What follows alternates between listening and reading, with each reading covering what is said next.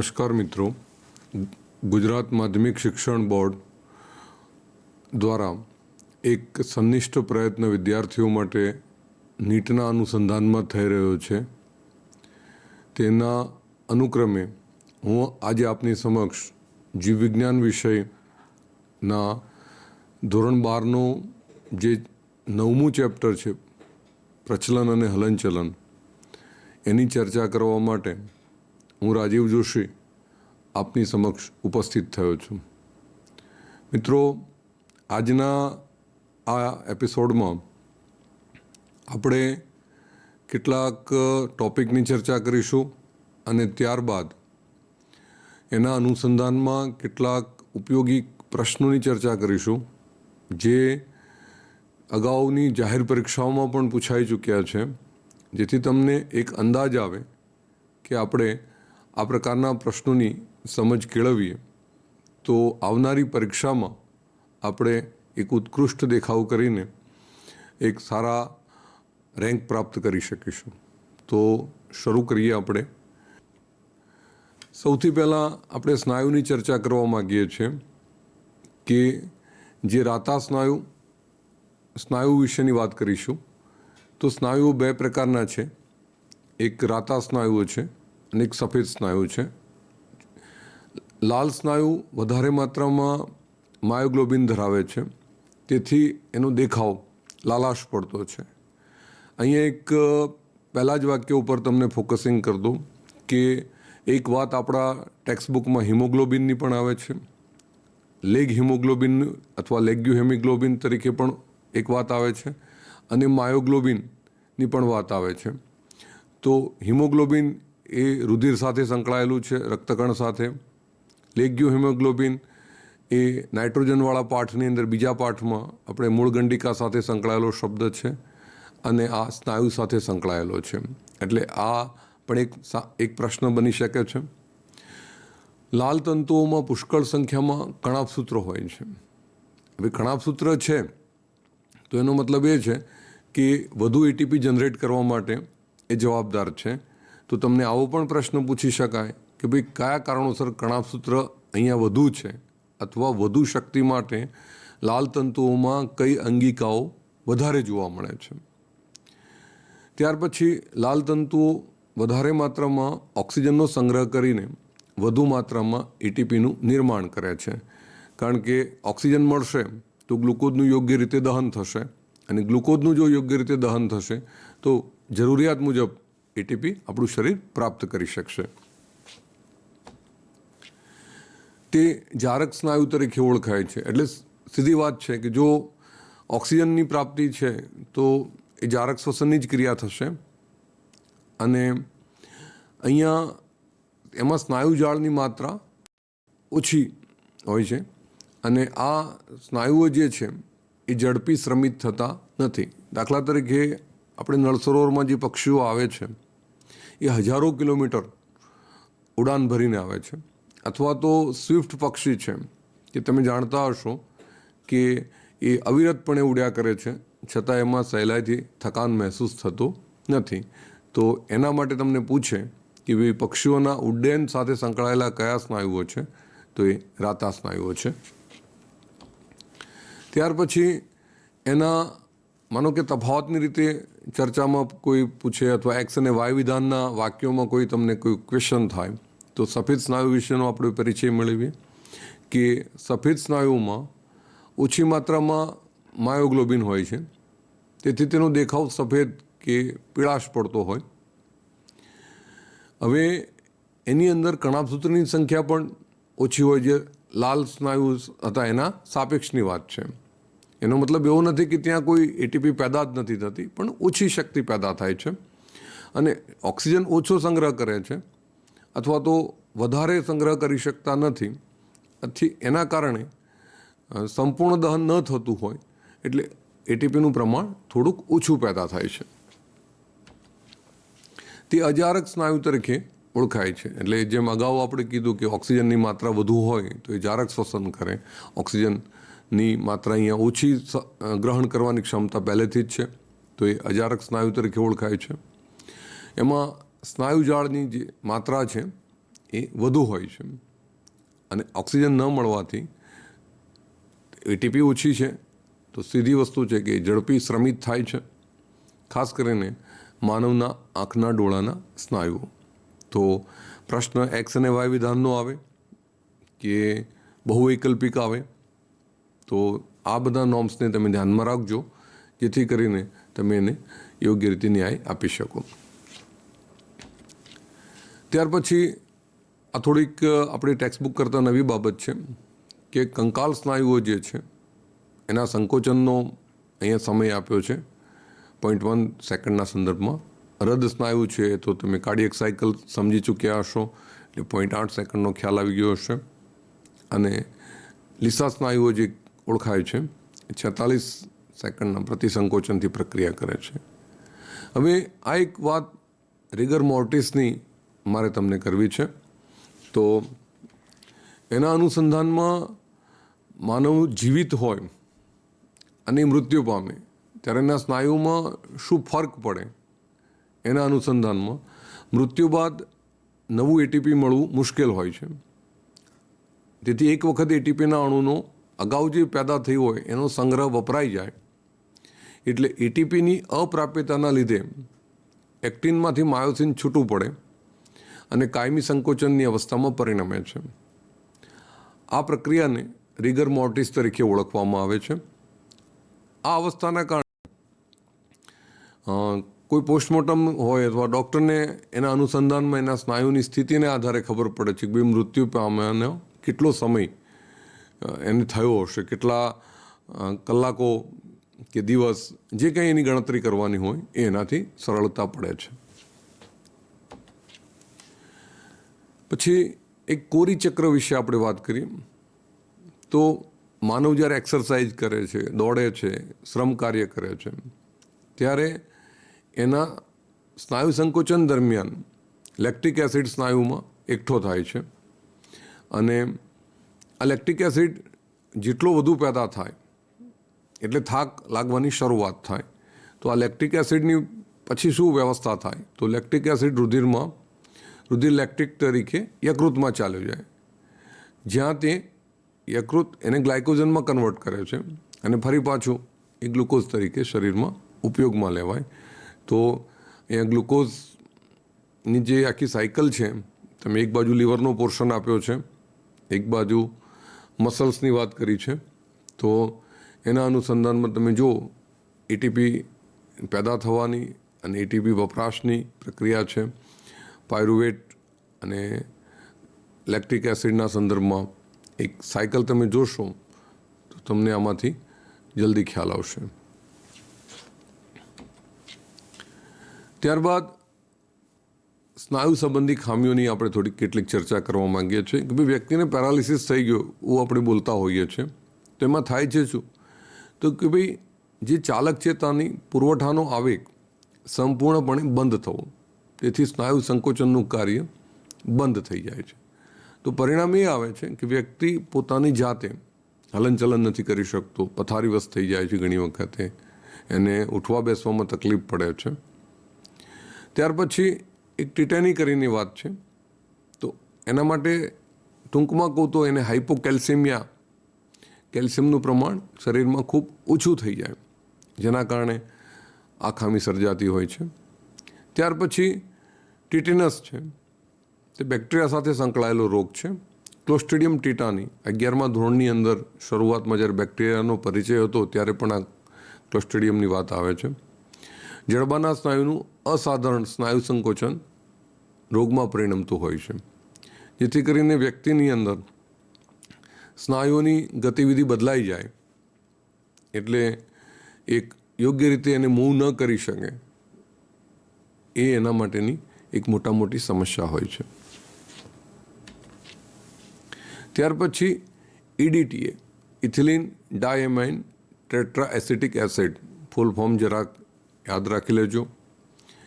Calcium સાથે જોડાયેલા સ્નાયુની અંદર થાય છે અને એનું સંકોચન બંધ કરે છે. સ્નાયુ અને તેના ચેતાની ઉત્તેજના એ પોટેશિયમ કે દ્વારા એની ઘટે છે. ત્યાર પછી અહીંયા બે શબ્દો એક નવા છે તમારા માટે સાર્ટોરિયસ શરીરના જે લાંબા સ્નાયુઓ છે એની સાથે સંકળાયેલા છે, અને ગ્લ્યુટિયસ મેક્સિમાઈ જે છે એ બુટોક સ્નાયુઓ સાથે સંકળાયેલા છે.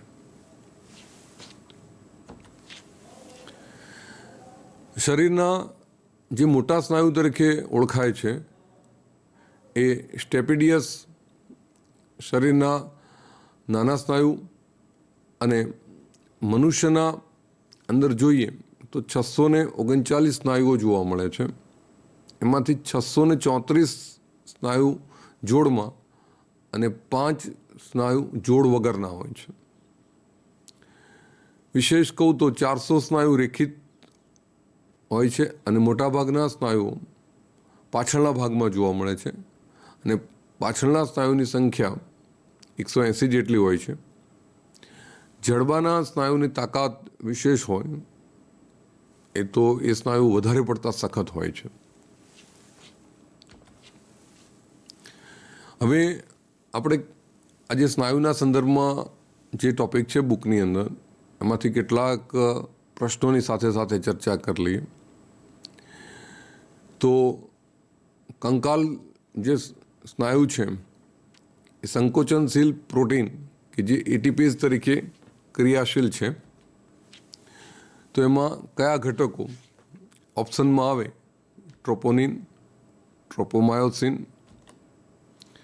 માયોસિન અને એક્ટિન તરીકેને ઓળખીએ છીએ આપણે.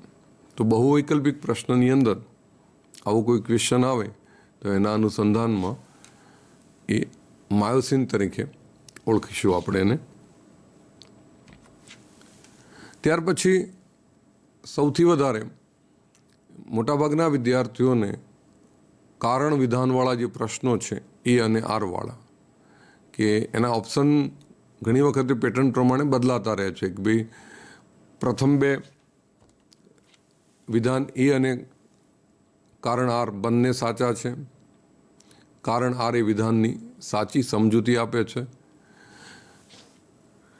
બીજા નંબરે વિધાન એ અને કારણ આર બંને સાચા હોય પરંતુ કારણ આર એ વિધાન એની સાચી સમજૂતી દર્શાવતું નથી. આ એક મોટું કન્ફ્યુઝન થતું હોય છે. ત્યાર પછી વિધાન એ સાચું છે પરંતુ કારણ આર ખોટું છે, અને વિધાન એ અને કારણ આર બંને ખોટા છે. તો અહીંયા એક વિધાન હું તમારી સમક્ષ રજૂ કરું છું કે મૃત્યુ થતાં પહેલાં શરીરની જકડાઈ જવાની સ્થિતિ રિગર મોર્ટિસ તરીકે ઓળખાય છે, અને એનું જે કારણ છે એ તે માયોસિનના તેનું શિથિલનને લીધે આવી પ્રક્રિયા થતી હોય છે. તો આનો યોગ્ય જવાબ છે એ અને આર બંને કારણ સાચા છે, અને કારણ આર એ વિધાનની સમજૂતી સાથે સંકળાયેલું છે. પછી સ્નાયુ સંકોચનની ક્રિયા દરમિયાન ત્રાંસા સેતુના નિર્માણની પ્રક્રિયા માટે માયોસિનના ક્રિયાશીલ સ્થાનોને અનાવૃત કરવા માટે જવાબદાર આયનોના નામ લખો. ભૂતકાળમાં એ જાહેર પરીક્ષામાં એઆઈપીએમટી જુલાઈનું 2016ની અંદર પૂછાયેલો પ્રશ્ન છે. તો સોડિયમ છે, પોટેશિયમ છે, કેલ્શિયમ છે અને મેગ્નેશિયમ છે. તો ખાસ કરીને સ્નાયુ અને હાડકાના આ પાઠમાં મોટાભાગે કેલ્શિયમ ઉપરનું તમારું ફોકસિંગ એ તમે વધારે રાખો તો મોટાભાગના પ્રશ્નોના જવાબમાં એ તમને વધારે ઉપયોગી રહેશે. સ્નાયુનો કયો ગુણધર્મ પ્રચલનમાં ઉપયોગી થતો હોય છે? તો સંકોચનશીલતાનો ગુણધર્મ છે, શિથિલનનો ગુણધર્મ છે, સ્નાયુ સરકવાનો ગુણધર્મ છે, અને સ્નાયુ આચ્છાદિતતાનો ગુણધર્મ છે. આચ્છાદિતતા એટલે ને ઢાંકવું અથવા તો ની ઉપર ગોઠવાવું. તો સ્નાયુ સંકોચનશીલતાનો ગુણધર્મ છે. ઉત્તેજના દરમિયાન સ્નાયુ સંકોચાય ત્યારે કયા તંતુકોની લંબાઈમાં કોઈ ફેરફાર થતો નથી? તો ખાસ કરીને એક્ટિન, ટ્રોપોનિન, ટ્રોપોમાયોસિન અને માયોસિન. તો એના માટેનું માયોસિન છે. તમે એ બીમ, આઈ બીમ, ઝેડ બીમ, એચ બીનો એનો પરિચય તમને હશે તો એના અનુસંધાનમાં તમને ખ્યાલ આવી ગયો હશે. સેતુ નિર્માણ કોની હાજરીમાં તૂટે છે? તો કેલ્શિયમ, એટીપી, એનએડી અને એનએડીપી. તો એટીપી સાથે જ સંકળાયેલું છે. અહીંયા એક ફિગર મૂકી છે મેં. આપેલ આકૃતિમાં એ નિર્દેશિત ભાગનું સાચું નામ જણાવો. એટલે પહેલી લાઈનમાં જે પોલિમર્સ બતાવ્યા છે, છૂટા છૂટા અણુઓ બતાવ્યા છે, પછી ટ્રોપોનિન, ટ્રોપોમાયોસિનની એક ફિગરનો ભાગ છે. તો એમાં ખાસ કરીને જી એક્ટિન છે, એફ એક્ટિન છે, પીસી છે અને ટ્રોપોનિન છે. તો ખાસ કરીને એ જી એક્ટિન સાથે સંકળાયેલું છે. સ્નાયુના હલનચલન માટેના સંદેશાઓના વહન માટે અનિવાર્ય ચેતાપ્રેષક કયો છે? એડ્રેનાલિન, એસિટાઇન કોલાઇન, નોરએડ્રેનાલિન અને વેસોપ્રેસિન. તો ખાસ કરીને 11મા ધોરણની અંદર આપણે ચેતાપેશીનો એક ટોપિક છે, એની અંદર ચેતોપાગમનો એક વ્યાખ્યા છે અને એની સાથે આપણે એક વાત એવી લખતા કે સમજતા કે એક ચેતાકોષના અક્ષતંતુના ચેતાંતો તે પછીના ચેતાકોષના શિખાતંતુના ચેતાંતો સાથે ભૌતિક જોડાણમાં હોતા નથી. પણ એ બંને વચ્ચે ઉર્મિવેગનું વહન થાય ત્યારે ચેતા ન્યુરોટ્રાન્સમીટર દ્રવ્ય અથવા તો એસિટાઇન કોલાઇન સ્ત્રવે છે અને એસિટાઇન કોલાઇન સ્ત્રવી ગયા પછી એસિટાઇન કોલાઇન એસ્ટ્રેઝ પેદા થાય છે જે એનું વિઘટન કરે છે. જો આ ન થાય ક્રિયા તો ક્યારેક હૃદય માટે એ મુશ્કેલ રૂપ બનતો હોય છે. સ્નાયુતંતુ ખંડ એટલે શું? 2 એચ રેખા વચ્ચેનો ભાગ, 2 એ રેખા વચ્ચેનો ભાગ, 2 આઈ બીમ વચ્ચેનો ભાગ અથવા તો 2 ઝેડ બીમ વચ્ચેનો ભાગ. તો ખાસ કરીને જેને આપણે ક્રાઉઝ કલા તરીકે ઓળખીએ છીએ તેવો હિસ્સો, તેવો ભાગ એટલે સ્નાયુતંતુ ખંડ તરીકે એને ઓળખીશું. પછી સરકતા સ્નાયુતંતુકનો સિદ્ધાંત શેના દ્વારા સૌથી વધારે સારી રીતે સમજાવી શકાય? 2015માં પૂછાયેલો પ્રશ્ન છે. જ્યારે સ્નાયુતંતુક એકબીજા પર સરકે ત્યારે એક્ટિન તંતુકો ટૂંકા થાય છે, જ્યારે માયોસિન તંતુકો ટૂંકા થતા નથી. એક્ટિન અને માયોસિન તંતુકો બંને ટૂંકા થાય છે અને એકબીજા ઉપર પસાર થાય છે. ત્રીજું છે એક્ટિન અને માયોસિન તંતુકો ટૂંકા થતા નથી પરંતુ એકબીજા પર પસાર થાય છે. જ્યારે સ્નાયુતંતુક એકબીજા પર પસાર થાય છે ત્યારે માયોસિન તંતુકો ટૂંકા થાય છે, જ્યારે એક્ટિન તંતુકો ટૂંકા થતા નથી. તો અહીંયા એક્ટિન અને માયોસિન તંતુકો ટૂંકા થતા નથી પરંતુ એકબીજા પર પસાર થાય છે. એટલે મતલબ હાથ પગનું આપણે હલનચલન કરીએ છીએ તો એકબીજા સાથે ઉપર સરકી જાય છે, નહીં કે એની મૂળ લંબાઈમાં કોઈ ફેરફાર થતો હોય. અહીંયા બીજા એક ટોપિકની આપણે ચર્ચા કરીએ અક્ષીય કંકાલમાં. તો એક અહીંયા ખોપરીનો એક ફોટોગ્રાફ્સ મૂક્યો છે, ચહેરાના અસ્થિ અને ખોપરીનો જે ભાગ છે. ઘણી વખત વિદ્યાર્થી સમજવામાં ભૂલ કરે છે. ક્યાંક તમે ન્યૂઝપેપરમાં કે ટીવીમાં માનવ કંકાલ મળી આવ્યું અથવા માનવની ખોપરી મળી આવી એવું કહો છો. તો ખોપરી અને ચહેરોમાં ફરક શું? તો ચહેરો એ એટલું સમજવાનું કે અરીસાની સામે ઊભા રહીએ અને જે દેખાય એ ચહેરો કહેવાય, પણ આખો હિસ્સો જે છે એ ખોપરી તરીકે ઓળખાય. અને એના ભાગોની વાત કરું તો તમે જાણો છો અગ્રકપાલી, મધ્ય કપાલી, પશ્વ કપાલી, શંખંકણ, નાસાસ્થિ, હનુ, અધોહનુ, ઉપલું જડબું અને નીચલું જડબું. આ જે જોઈન્ટ દેખાય છે બધા એ સાંધામાં પાછું આપણે એને ચર્ચામાં લઈશું.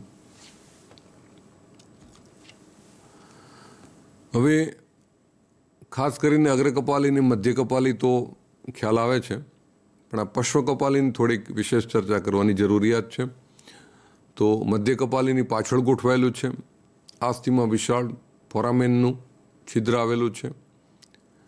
આ છિદ્રની બંને બાજુએ કંદુક આવેલો છે.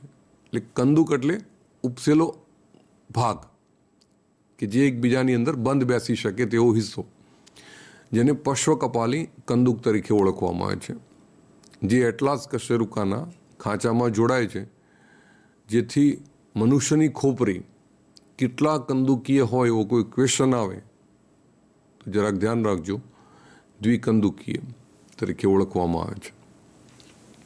પછી એક શબ્દ છે લેક્રિમલ, ચહેરાનું સૌથી નાનું અસ્થિ. આ પ્રશ્ન ક્યારેક પૂછી શકાય એવો છે. આપણા ટેક્સ્ટબુકમાં માનવ શરીરનું સૌથી લાંબુ હાડકું, સૌથી નાના કદનું હાડકું અથવા તો મજબૂત સ્નાયુઓનું સ્થાન, આવા કેટલાક પ્રશ્નો બની શકતા હોય છે. પછી હનુ તાલુકીય અથવા તો અધોહનુ, ચહેરાનું સૌથી મોટું અને અક્ષીય કંકાલ તંત્રનું સૌથી મજબૂત અસ્થિ છે. કર્ણાસ્થિ સિવાય એકમાત્ર ચહેરાનું ચલિત અસ્થિ છે. આ જે લાઈનો છે એની અંદર ઘણા બધા પ્રશ્નો સમાયેલા છે કે ભાઈ ચહેરાનું સૌથી મોટું અને અક્ષીય સૌથી મોટું અસ્થિ કયું, તો એ પછી અક્ષીય કંકાલ તંત્રનું મજબૂત અસ્થિ કયું, તો પણ આ પ્રશ્નનો જવાબ આની સાથે સંકળાયેલો છે. ત્યાર પછી ખાસ કરીને કર્ણાસ્થિ સિવાય એકમાત્ર ચહેરાનું ચલિત અસ્થિ છે.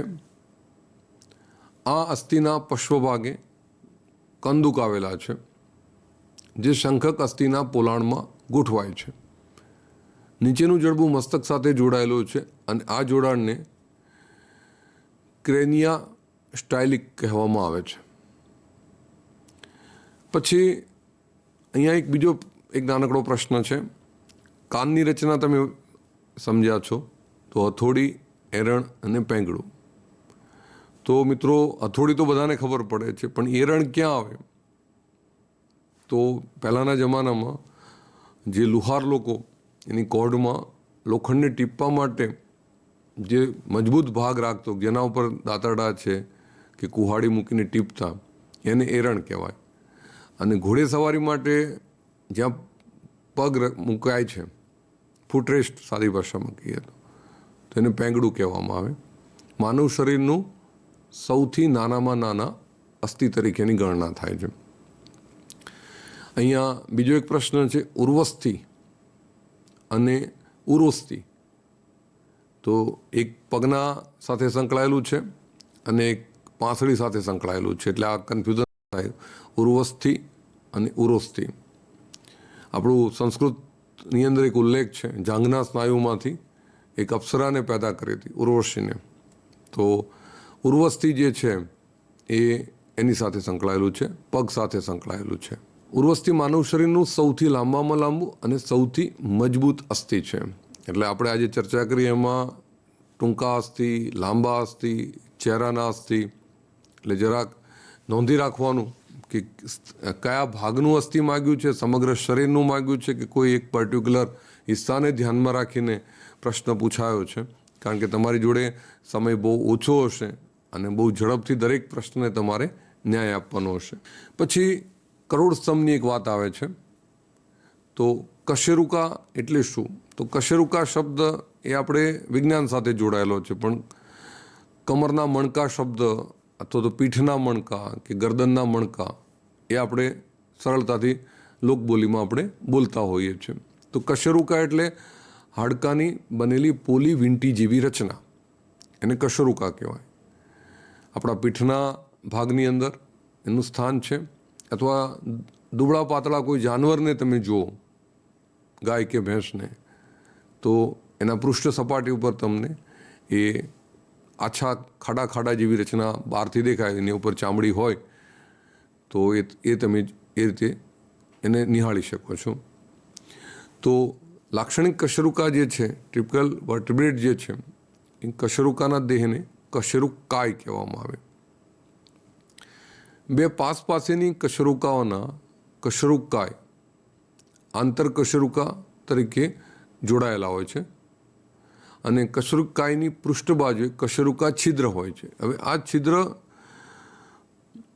એમાંથી કરોડરજ્જુ ચેતા અને આંતરકશેરુકા છિદ્રમાંથી એ કરોડરજ્જુ ચેતા પસાર થતી હોય, એટલે એક સ્તંભ જેવી રચના બને. અંદરથી પોલી વીંટી જેવી રચના છે, એટલે એક જેવા અસંખ્ય મણકા જોડાઈ જાય એટલે કરોડ સ્તંભ બને. પેલા નાના બાળકો એક પેન્સિલના નાના નાના ટુકડાવાળી એક પેન્સિલ આવે છે, જેમાં પ્લાસ્ટિકના હિસ્સા હોય અને અંદર નાનકડો ગ્રેફાઇટનો ભાગ ફિટ કર્યો હોય. એક પાર્ટ ઘસાઈ જાય એટલે એને કાઢીને પાછળ ધક્કો મારી દેવાનો. તો એ પેન્સિલની તમે કલ્પના કરો કે નાના નાના હિસ્સા છે, એને સળંગ ગોઠવ્યા તે મજબૂત ભાગ હતું એ કરોડ સ્તંભનો મણકો અથવા તો કશેરુકા બની. અને અંદરનું જે પોલો ભાગ હતો એમાં જે ગ્રેફાઇટ પસાર થયો, તમે ઓલરેડી તમને ખબર છે કે પેન્સિલની આણી કાઢો છો તો વારે વારે ભાંગી જાય છે, તો એ ગ્રેફાઇટ સોફ્ટ છે. તો કરોડરજ્જુ, રજ્જુનો મતલબ થાય નાજુક અવયવ, નાજુક ભાગ જે માંસપેશીઓનો બનેલો છે, સ્નાયુનો બનેલો છે. અને આપણા શરીરનું સૌથી મોટું સંચાલન જે ભાગ છે ચેતાતંત્રનો, એ મુખ્ય હિસ્સો છે. તો તેના ઉપર ચેતા પ્રવર્ધો આવેલા છે, જેના દ્વારા ચેતાકંટક ઉદ્ભવે છે અને તે પાર્શ્વને નીચેની દિશામાંથી બહાર નીકળતા હોય છે. બંને પાર્શ્વ બાજુએ અનુપ્રસ્થ પ્રવર્ધો આવેલા હોય છે. આગળ જતાં હું એની આકૃતિ બતાવું છું તમને. યોજીનો મતલબ થાય જોડાણ સ્થાન. જેમ આપણે વનસ્પતિની વાત કરીએ તો પરાગરજ જ્યાંથી પેદા થાય છે, પુંકેસર જોઈએ છે, તો તંતુ કે શલાકા અને ઉપરનો જે ભાગ છે પરાગરજ જ્યાંથી ઉત્પન્ન થાય છે, એ પરાગાશયને જોડતો હિસ્સો છે, જેને યોજી તરીકે ઓળખવામાં આવે છે. તો યોજીનો ભાગ ઉપર તેમજ નીચે તરફ અગ્રયોજી અને પશ્વયોજી તરીકે બહાર નીકળે છે. તે બે કશેરુકા વચ્ચે સરકતા સાંધા દ્વારા એ જોડાય છે. અહીંયા ઉપરની આકૃતિમાં તમે જોઈ શકો છો, નીચે એક કરોડ સ્તંભનો હિસ્સો મૂક્યો છે અને એની બાજુમાં ત્રણેક કશેરુકાઓ જોડાયેલી છે એ બતાવ્યું છે. અહીંયા અલગ અલગ ટાઈપની પ્રથમ નંબરની, બીજા નંબરની એ કશેરુકાઓ છે, એના પ્રવર્ધો દેખાય છે અને વચ્ચેથી કરોડરજ્જુ પસાર થાય છે તે દર્શાવ્યું છે. હવે એટલાસ વિશેની વાત કરીએ તો પ્રથમ ગ્રીવા કશેરુકાને એટલાસ તરીકે ઓળખવામાં આવે છે. તેમાં કશેરુકાયનો અભાવ અને ચેતાકંટક અલ્પ વિકસિત છે. ગ્રીવા એટલે ડોકનો ભાગ. એટલાસ કશેરુકાની બંને સપાટી આર્ટિક્યુલર ફેસેટ યોજી પ્રવર્ધની જોડ આવેલી હોય. ઉપરની આર્ટિક્યુલર ફેસેટ અગ્રયોજી પ્રવર્ધની જોડમાં ખોપરીના પશ્વકપાલી કંદુક એટલે કે ઉપસેલા ભાગ, એટલાન્ટા ઓસિપિટલ સાંધો, શિરોધર પશ્વકપાલીનો સાંધો બનાવીને એની સાથે જોડાતું હોય છે. બીજું અક્ષ જે બને છે, બીજી ગ્રીવા કશેરુકાને અક્ષ C2 તરીકે ઓળખવામાં આવે છે. તેમાં કશેરુકાય જોવા મળે છે તથા ચેતાકંટક ખૂબ જ વિકસિત અને દ્વિભાજિત હોય છે. પ્રથમ નંબરની જે કશેરુકા હતી અને બીજા નંબરની કશેરુકામાં આ ભેદ છે. પ્રીઝાયગોફાઇસિસ યોજી જોડાણ ગેરહાજર અને પશ્વજાયગોફાઇસિસ હાજર હોય છે. કશેરુકાયના અગ્રછેડે લાંબા ઓટોન્ટોઇડ પ્રવર્ધ હાજર હોય છે, જે એટલાસના ઓડોન્ટોઇડ ફોસામાં ઉખળી સાંધો બનાવીને જોડાય છે. આ ઉખળી સાંધો અથવા બીજા સાંધાની ચર્ચા હમણાં આપણે કરીએ છીએ. પછી ભુજાસ્થિ. તો ભુજાસ્થિ એટલે હાથના સાથે સંકળાયેલું અસ્થિ છે. 3 પ્રદેશ, બાહુ, અગ્રબાહુ અને હસ્ત, તો તે સ્કંધાસ્થિના સ્કંદ ઉલુખલ સાથે જોડાઈને ખભાનો સાંધો ઉલુખલ બનાવે છે. અસ્થિના ઉપલા ભાગે પ્રવર્ધ આવેલા હોય છે, જેને ગ્રેટર ટ્યુબ્યુલર કહેવામાં આવે છે. એટલે ખાસ કરીને જે જોડાણ છે આપણું ઉલુખલ, એટલે એક ઉપસેલો ભાગ હોય અને એક ખાડાવાળો ભાગ હોય જે બંધ બેસે એકબીજાની અંદર. ડેલ્ટોઇડ રીઝ ત્રિકોણાધાર પાછળના ભાગમાં જે ત્રિકોણાકાર સ્નાયુ સાથે જોડાયેલા હોય છે. ખાસ કરીને કોરોનોઇડ ખાંચ ટ્રોક્લિયાની અંદરની બાજુએ આ ઉપર તરફનો ભાગ છે. જ્યારે કોણીને વાળવામાં આવે ત્યારે પ્રકોષ્ઠાસ્થિનો કોરોનોઇડ પ્રવર્ત તેમાં ઘૂસતો હોય છે. પછી ઓલેક્રોનન ખાંચ, જ્યારે કોણી સીધી હોય છે ત્યારે તે ઓલોક્રોનન ખાંચ એટલે કે ઓલોક્રોનના પ્રવર્તને અંદરની તરફ ખૂંપાવે છે. એટલે તમે જોજો, દરેક હાથની મૂવમેન્ટ આપણે કરીએ તો ખાસ કરીને આ જે ભાગ છે, આ જોઈન્ટ, ક્રિકેટર બોલિંગ કરે છે તો હાથ 360 અંશના ખૂણે થાય છે, અથવા તમે કસરત કરો છો ત્યારે કમરના હિસ્સામાંથી હાથને ઉપર કરો છો ત્યારે 180 અંશનો ખૂણો બને છે. હાથ હંમેશા આગળની દિશામાં વળે, પાછળની દિશામાં નહીં વળે. એક વખત સીધો હાથ થઈ ગયો પછી પાછળ વળી શકતો નથી, તો અહીંયા લોક છે. એ રીતે પગની વાત કરીએ, ઢીંચણની, તો પગ હંમેશા પાછળની દિશામાં જ વળે, આગળની દિશામાં નહીં વળી શકે. તો આ બંને નહીં થવાનું કારણ એ છે કે ત્યાં એક હાડકું બીજા હાડકાને લોક કરતું હોય, જેથી કરીને આ એક કુદરતી રચના છે. પછી અરિયસ્થિ અને પ્રકોષ્ઠાસ્થિ. અરિયસ્થિની ઉપલી અંતર્ગોળ સપાટી ભુજાસ્થિના કેપિટ્યુલને કોણી પાસે જોડવાનું કામ કરે છે, અને અરિયસ્થિનો દૂરસ્થ છેડો એ સ્કેફોઇડ અસ્થિ જે છે અને લ્યુનેટ અસ્થિ સાથે જોડાય છે.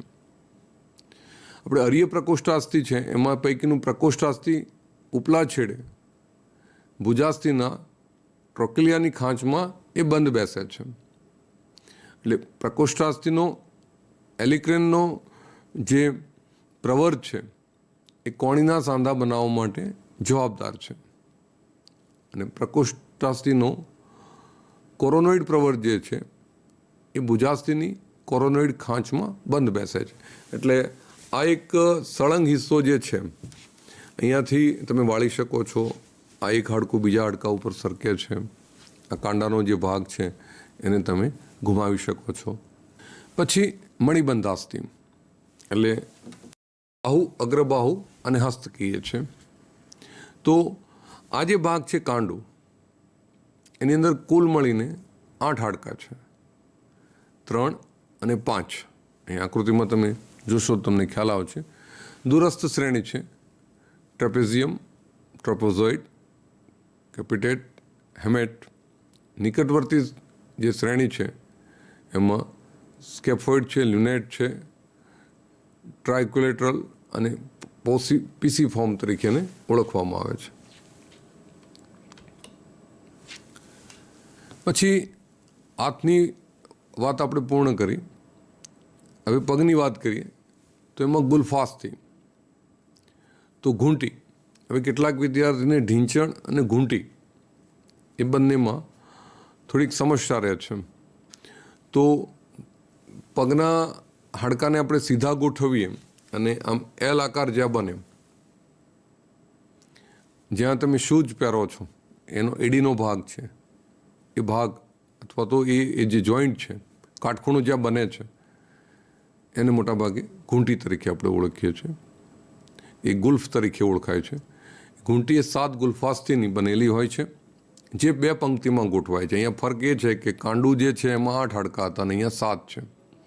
ગોઠવણી બંનેની 2 પંક્તિમાં છે, પણ પહેલામાં 3 અને 5નો આંકડો યાદ રાખવાનો છે, અહીંયા 7ના સંદર્ભમાં યાદ રાખવાનો છે.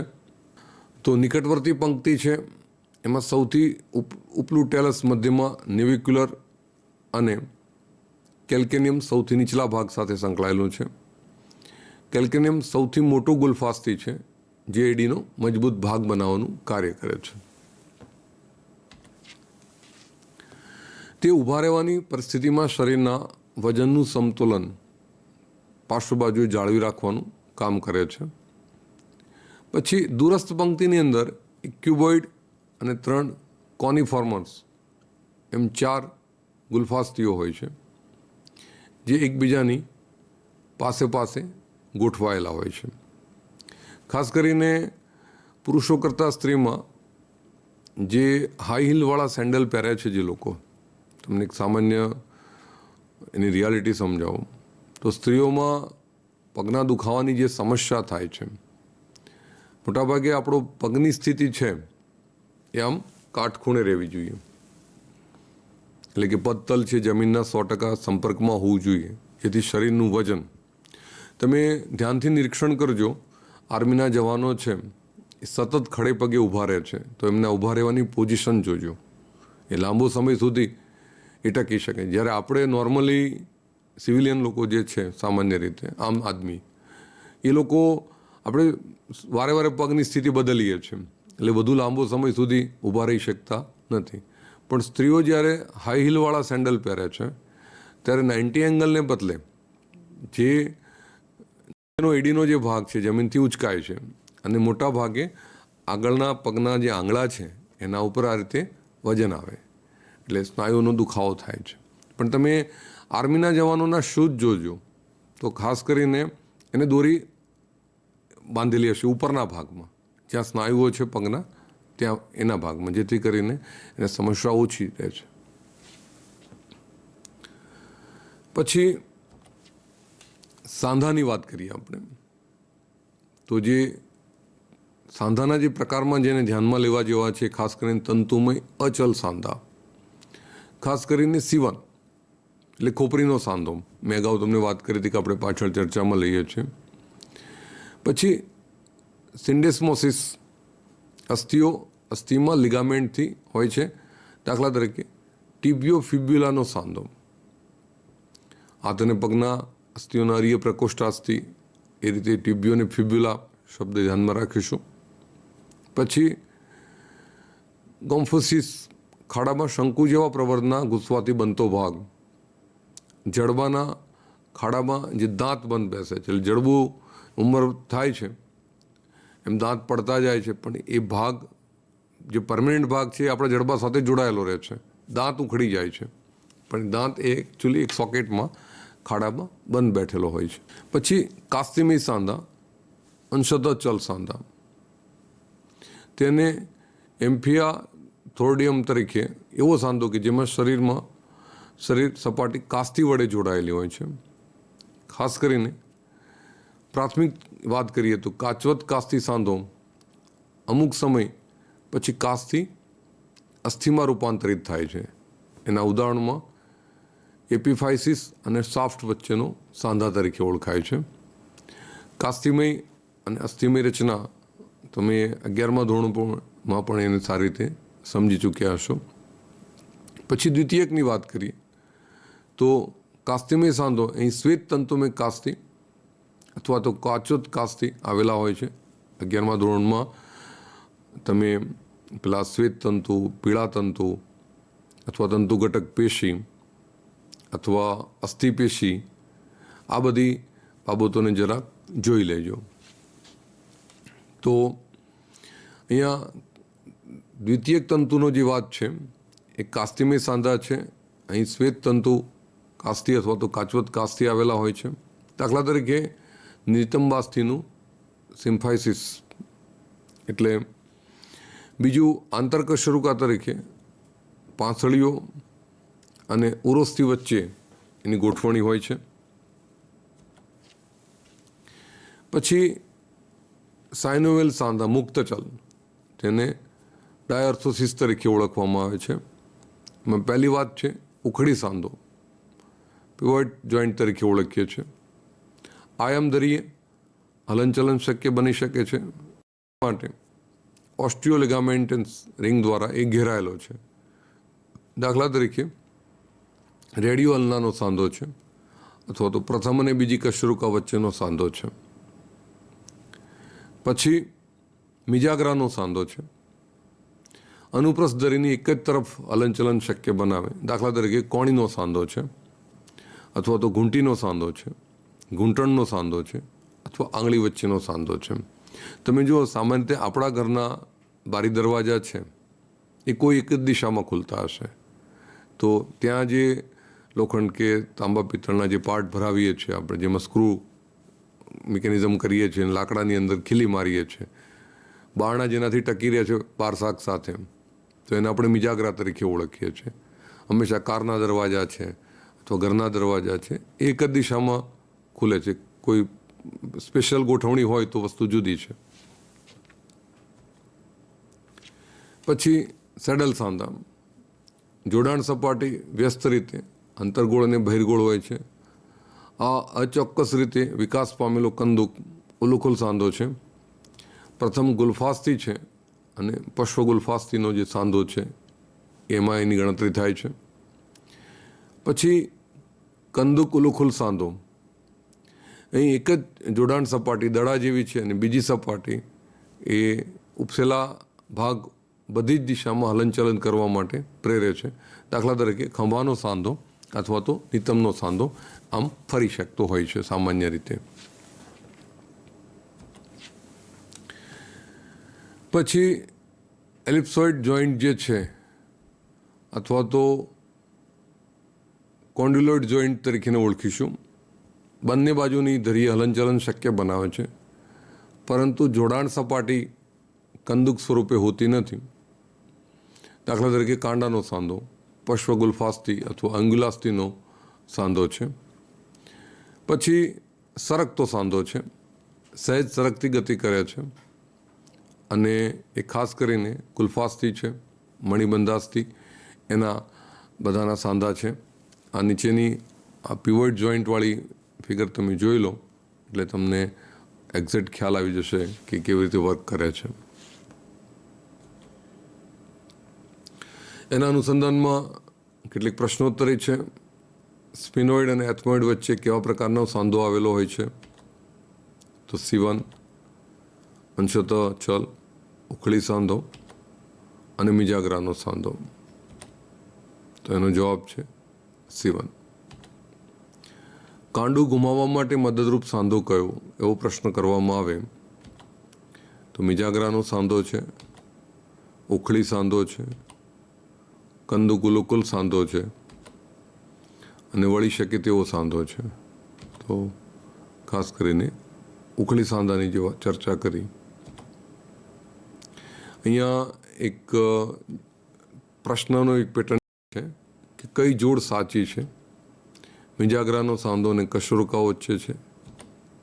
સરકતા સાંધા બે ક્રમિક કશેરુકાના ચેતા કશેરુકાની વચ્ચે છે. કાસ્તી સાંધો ખોપરીના અસ્થિના સાથે છે. તંતુમય સાંધો અને અંગુલાસ્થી વચ્ચે. તો સરકતા સાંધા બે ક્રમિક કશેરુકાના ચેતા કશેરુકાઓની વચ્ચે છે. શિરોધર અને અક્ષીય કશેરુકાના વચ્ચેના સાંધાને કયા નામે ઓળખવામાં આવે? કોણીય સાંધો, મિજાગરાનો સાંધો, પાઇવોઇડ સાંધો અથવા સેડલ સાંધો. તો પાઇવોઇડ સાંધો તરીકેને ઓળખવામાં આવે. સંગત જોડ પસંદ કરો. 2014નો પ્રશ્ન છે. સાંધાના પ્રકાર અને ઉદાહરણ: કાસ્તિમય સાંધો અસ્થિ વચ્ચે, અગ્ર કપાલી અને મધ્ય કપાલીની વાત છે. ઉખળી સાંધો અને કશેરુકા વચ્ચે, ત્રીજી અને ચોથી ઉરસીય. મિજાગરાનો સાંધો કશેરુકા વચ્ચે, અગ્રબાહુ અને શિરોધર, અને સરકતા સાંધા મણિબંધાસ્થી વચ્ચે. તો છેલ્લો ડી વિકલ્પ છે. નીચેનામાંથી કયો સાંધો હલનચલન કરવા દેતો નથી? AIPMTનો જુલાઈનો 2015નો પ્રશ્ન છે.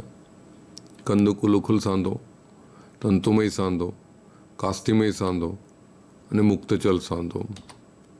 તો તંતુમય સાંધો.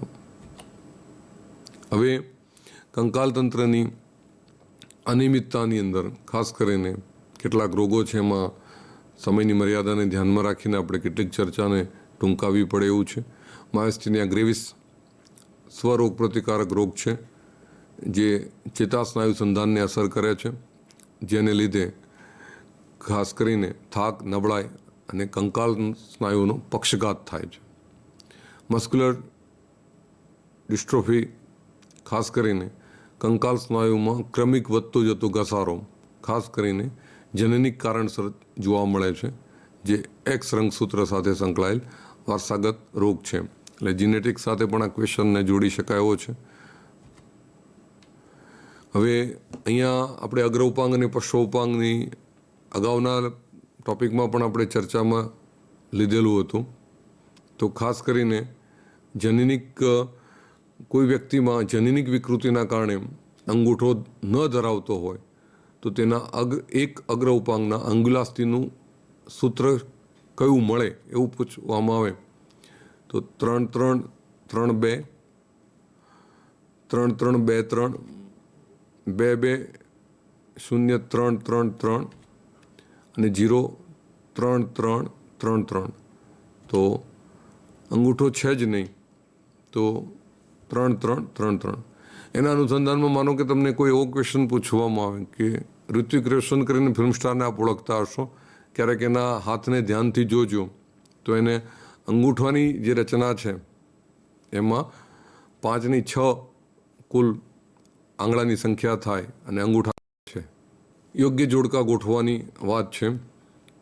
ગ્રીવા કશરૂકા, ઉરશી કશરૂકા, કટી કશરૂકા, ત્રિક કશરૂકા અને પુચ્છ કશરૂકાઓ, એની સામે એના નંબર્સ આપેલા છે. તો એ જોડકા A, B, C અને D. તો ધ્યાનથી જોઈ લો અને એના અનુસંધાનમાં એનો સાચો જવાબ C વિકલ્પમાં છે. ત્રિકોણાકાર પ્રવર્તની લાક્ષણિકતા શેમાં જોવા મળે છે તો સસ્તનની નિતંબ મેખલામાં, સસ્તનની સ્કંદ મેખલામાં, દેડકાની ખોપરીમાં અને સસ્તનના શુક્રકોષોમાં. તો ખાસ કરીને એનો અગાઉ પણ આપણે ધ્યાન દોરાયું હતું તમને સસ્તનની સ્કંદ મેખલામાં. કયા પ્રકારનું કાસ્થી લાંબા અસ્થિઓના છેડે આવેલું હોય? કેલ્શિયમયુક્ત કાસ્થી, કાચવત કાસ્થી, સ્થિતિસ્થાપક કાસ્થી અને તંતુમય કાસ્થી. તો કાચવત કાસ્થી. તમને અહીંયા એક ધ્યાન દોરતો કે ક્રિકેટરો કયા કારણસર બોલિંગ છોડે છે તો સતત એ પ્રેક્ટિસ કરે છે. એના અનુસંધાનમાં જે કાચવત કાસ્થી આપણે જે રૂટીન કામ કરીએ છીએ તો આપણને જે ઘસારો લાગે છે એના અનુસંધાનમાં પેદા થાય છે, પણ એમને જરૂરિયાત કરતાં ઓછું પેદા થવા માંડે એટલે હાથની અંદર ઘસારો પડે છે, જેના કારણે એમના ફિઝિયો એમને પછી પ્રેક્ટિસ અથવા તો ક્રિકેટ રમવાનું છોડાવી દેતા હોય છે. લાંબા અસ્થિઓના કાર્ય શું છે તો આધાર આપવાનું. આધાર અને રેડ બ્લડ સેલ અને વ્હાઇટ બ્લડ સેલ, RBC અને WBC અનુક્રમે રક્તકણ અને શ્વેતકણ કહી શકાય. આધાર આપવાનું રક્તકણના સંશ્લેષણ સાથે અથવા તો માત્ર રક્તકણના સંશ્લેષણ સાથે. તો બધા કામ કરે છે. હાડકાનું જે પોલાણ છે, અસ્થિ મજ્જા, બોન મેરો તરીકે ઓળખીએ છીએ આપણે. સ્કંદ ઉલુખલ સાથે શું જોડાણ સાધે છે તો AIPMTનો મેનો 2015નો પ્રશ્ન છે. અક્ષક સાથે સ્કંદાગ્ર પ્રવર્ત, સ્કંધાસ્થિ સાથે સ્કંધાગ્ર પ્રવર્ત, અક્ષક સાથે સ્કંધાસ્થિ અને ભુજાસ્થિ સાથે સ્કંધાસ્થિ. તો ભુજાસ્થિ સાથેની વાત એની સાથે D વિકલ્પ યોગ્ય છે. કયું કાર્ય કંકાલ પેશીનું નથી? AIPMTનો જુલાઈનો 2015નો પ્રશ્ન છે. પ્રચલન, રક્તકણોની ઉત્પત્તિ, ખનિજ તત્વોનો સંગ્રહ અને શરીર ઉષ્માનું ઉત્પાદન. તો હાડકા કંકાલ પેશી છે, પ્રચલન, રક્તકણો હાલ જ આપણે ચર્ચામાં લીધું, કેલ્શિયમ છે અથવા બીજા કોઈ ખનિજ તત્વો જે છે એના અનુસંધાનમાં વિચારી શકાય. તો ઉષ્માનું ઉત્પાદન જે છે એની સાથે બંધ બેસતું નથી. ખાસ કરીને પ્રચલન અથવા તો RBC WBCની હાલ વાત કરી અને શરીરને ઉપયોગી ખનિજ તત્વો છે, કેલ્શિયમ છે, ફોસ્ફરસ છે, મેગ્નેશિયમ છે, આ બધાનો એની સાથે સંકળાયેલું છે. ઉંમર સાથે સંકળાયેલ કંકાલ તંત્ર ઓસ્ટિયોપોરોસિસ નામનો રોગ નીચેના કયા કારણોસર જોવા મળે? હમણાં છેલ્લે 2016 જુલાઈનો આ ક્વેશ્ચન. ઇસ્ટ્રોજનનું ઘટેલું પ્રમાણ, યુરિક એસિડ જમા થવાને કારણે, સાંધાઓમાં સોજા ઉત્પન્ન થવાને કારણે, પ્રતિકારકતાની અનિયમિતતાઓ, સ્નાયુ ચેતા જોડાણ ઉપર થાકના કારણે અસર કરે છે કે કેલ્શિયમ અને સોડિયમનું ઊંચું પ્રમાણ. તો ખાસ કરીને સ્ત્રીઓની કેટલીક પ્રેગ્નન્સીના દિવસોની અથવા તો બીજા કેટલાક એના ઇસ્યુઝ છે એની સાથે સંકળાય છે. તો નમસ્કાર મિત્રો, સમયને ધ્યાનમાં રાખીને આપણે અહીંયા ચર્ચાને ટૂંકાવીએ છીએ. આશા રાખું કે માધ્યમિક શિક્ષણ બોર્ડ અને ઉચ્ચતર માધ્યમિક શિક્ષણ બોર્ડના આ સંનિષ્ઠ પ્રયત્નના ભાગરૂપે હું આપની સમક્ષ 9મો પાઠ લઈને ઉપસ્થિત થયો. આપના જ્ઞાનમાં કંઈક અંશે જો વધારો થાય તો અમારો આ પ્રયત્ન સફળ નીવડ્યો એવું અમે ગણીશું. આભાર.